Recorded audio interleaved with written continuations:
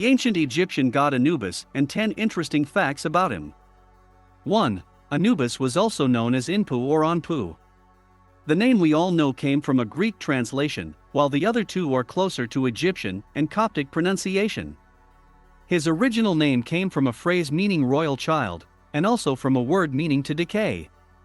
2. Anubis had many different titles depending on his role. Some of his titles included Lord of the Sacred Ground, Lord of the Sacred Mountain, the Dog Who Devours Millions, the Lord of Mysteries, the Embalmer, and the First of the Westerners. 3. He was a semi-immediate watchdog. In addition to being responsible for embalming bodies to prepare them for the next life, Anubis was the keeper of tombs. He guarded the mummies and the treasures with which she was buried. For Anubis was associated with two different Greco-Roman gods. Due to the Greek and Roman occupation of Egypt, the Egyptian gods were often mixed with their pantheons. As god of the dead, Anubis was compared to Hades, Pluto. However, in the role of psychopomp and servant of Osiris, he was more often compared to Hermes, Mercury. 5. He was one of the gods present at the ceremony of weighing the heart. Anubis stood at the scales of justice.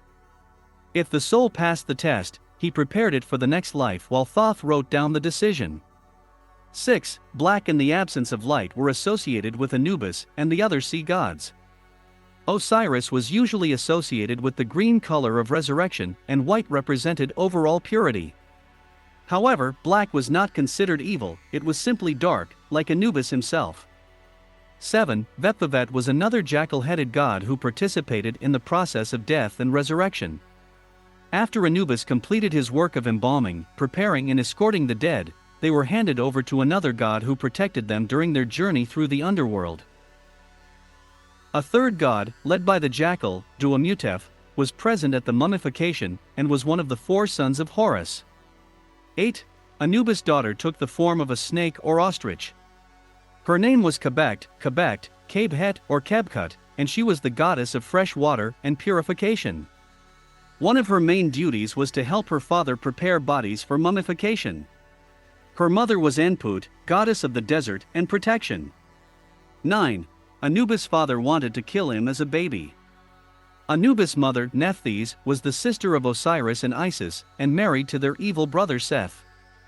When Nephthys gave birth to Anubis, she feared for his life, and hid him in the marshes, most likely the fruit of a love affair.